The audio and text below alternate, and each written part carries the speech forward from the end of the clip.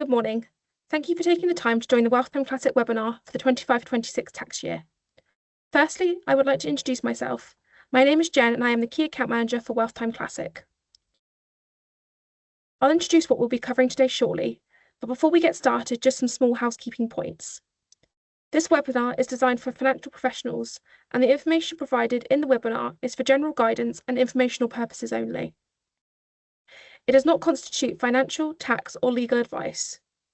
While we aim to ensure accuracy, the content reflects our understanding at the time of the delivery and may be subject to change. Advisors should always refer to official sources and apply their own professional judgment when advising clients.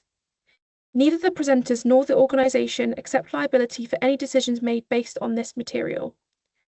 We're recording today's broadcast, so if you're unable to watch the full thing or experience technical issues, don't worry. You'll receive a link to the replay by email. I'm sure you'll have noticed that we've got an option for you to send us your questions and feedback in the chat box, which should be to the right of your streaming window. As I mentioned before, we would like to take this as an opportunity to provide you with some hints and tips on how best to support your clients through tax year end. So, on today's event, during the session, we will cover tax year end deadlines and cut-off dates, reporting tips for tax year end, BED and ISA, as well as payments and payment requirements, and lessons learned from last year. I'm now going to take you through deadlines, some useful tax year end reports, as well as some guidance on where to find information on your client's pension. Firstly, we have 5 p.m. on Wednesday the 18th of March. This will be your last opportunity to make any additions or changes to your client's pension and income payments for the 1st of April. This also includes regular PCLS. As usual, we will be making payments 2 working days prior on the 30th of March to ensure they reach the client's account by the 1st. Thursday, 24th of March will be the deadline to place disinvestments for all pension and income payments due on the 1st of April. Trades will need to be received by 9:30 a.m. on this date, as this is our trading cut-off time. Now, please be aware, if funds are not available by the 30th of March, the payment will not be made and the next payment will be for the 1st of May 2026. As this is the last payment for the 25-26 tax year, we will be unable to make ad hoc payments before the 1st of May, as they will fall into the following tax year.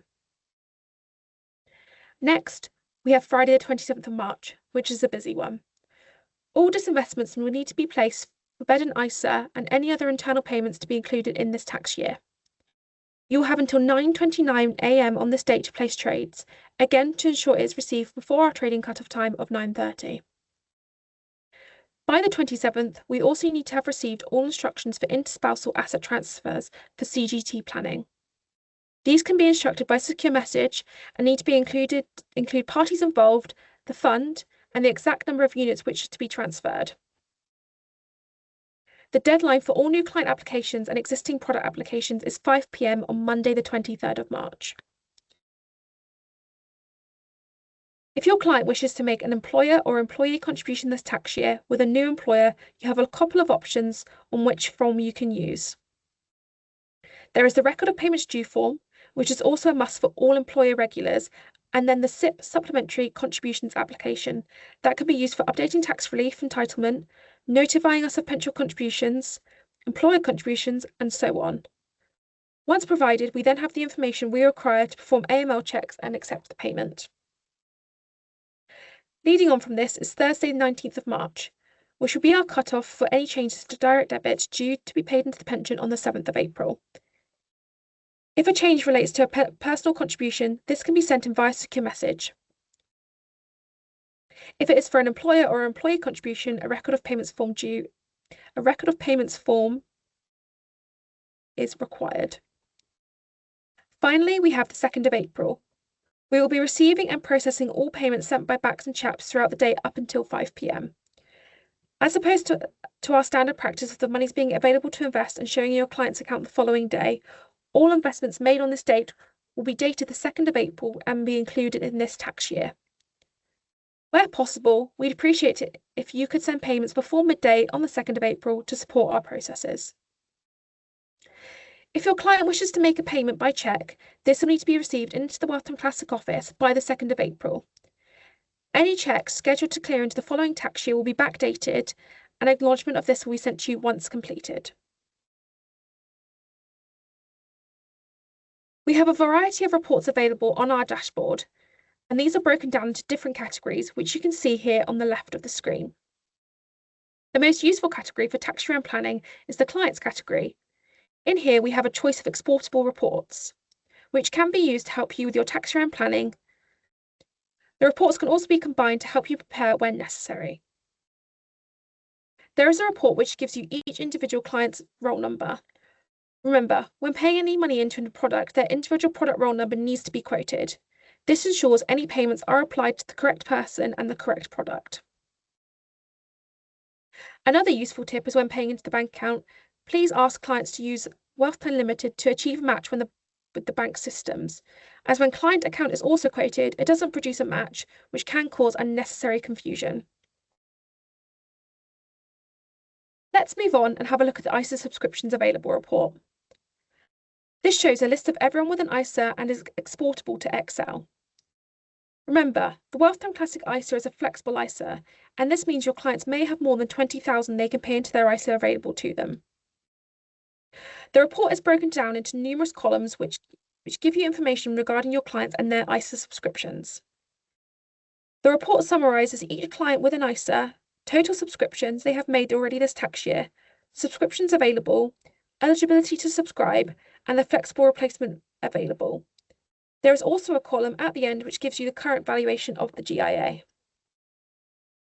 If you look at Miss Hound, the bottom row, we can see that she has an ISA, but she isn't eligible to subscribe into it.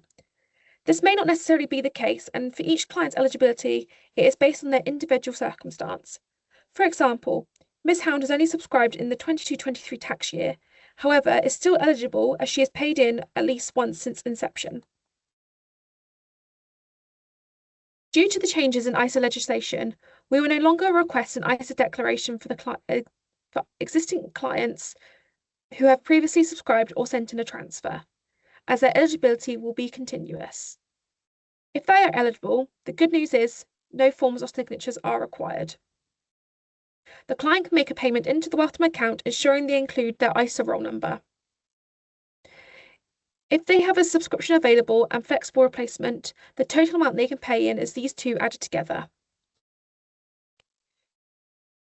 The final column is really useful as it shows the amount available in the GIA that can be moved into the ISA if appropriate.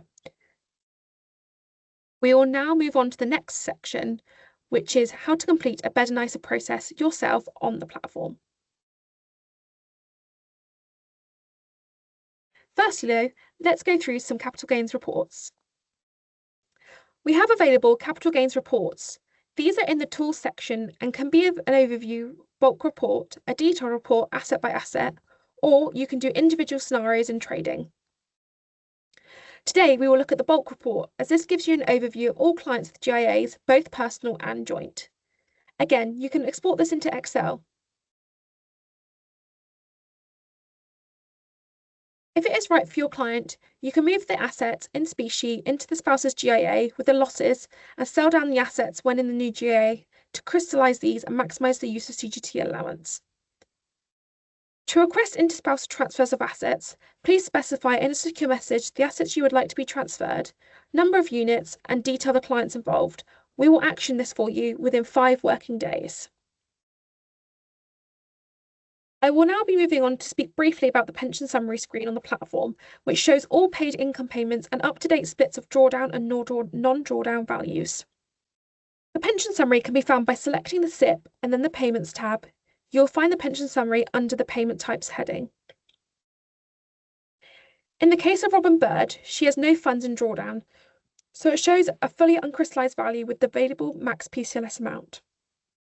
This amount is not guaranteed, and the maximum PCLS entitlement will be determined on when a benefit payment form is received and processed.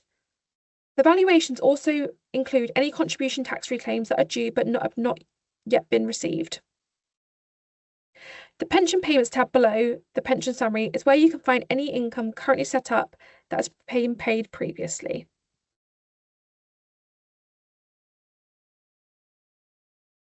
You can also select a period in which you would like to view any pension payments that have been paid. I hope that this has acted as a helpful reminder of the important dates to keep in mind and reports to you as we come up to tax year end. Next, I will take you through to the self-service Better Nicer process available on the platform, and also how to apply this to other products, for example, moving money from a GIA into a SIPP. I will also go over where you can find if client bank details are verified, as well as our payment details for any clients wishing to pay in for the 25-26 tax year.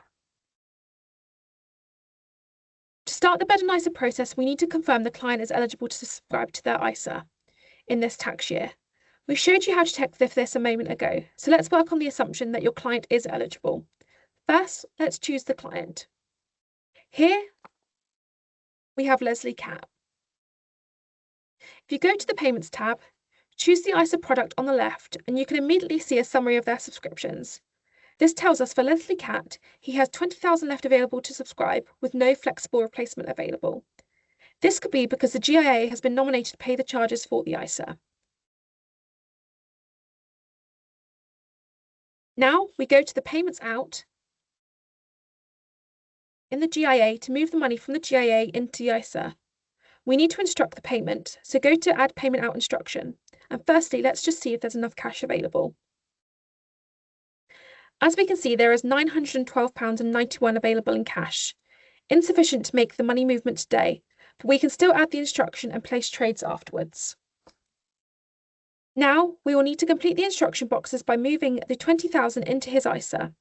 The payment date needs to be before the 2nd of April to ensure cash is moved this tax year, and you need to select the destination account required.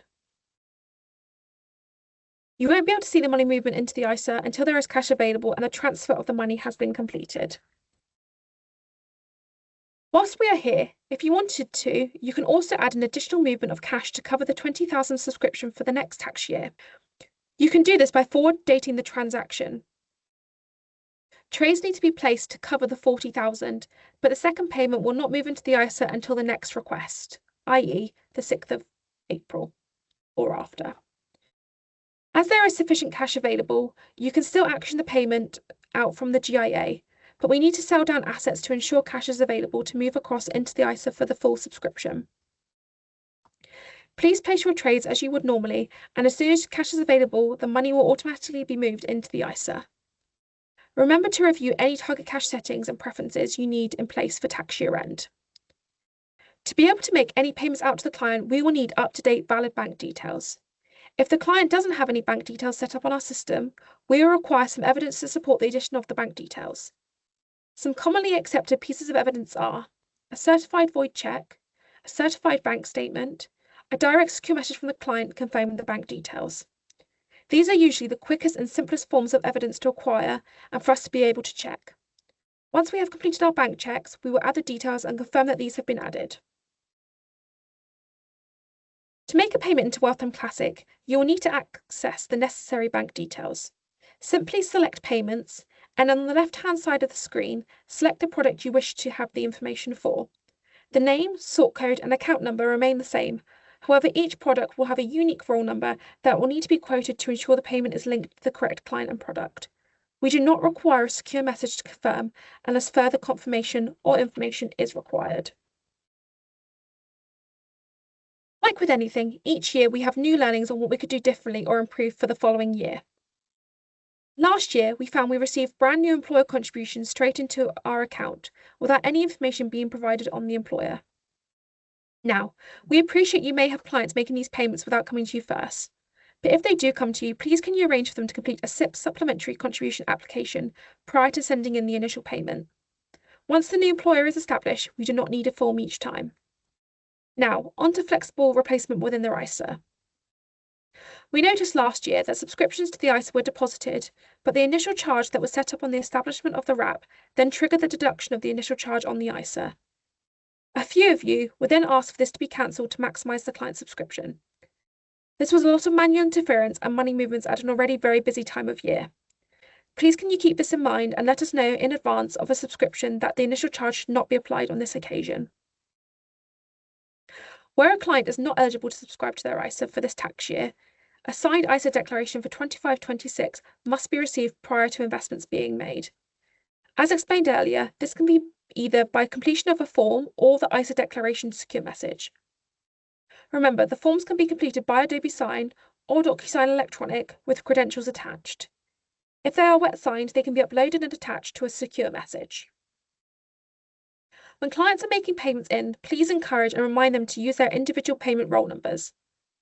There is a unique number for each product and will look like the example on the screen.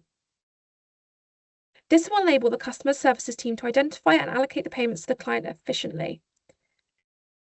This can be found by using the report we shared with you earlier, available via the dashboard. As always, the team are here for any queries, secure message or phone.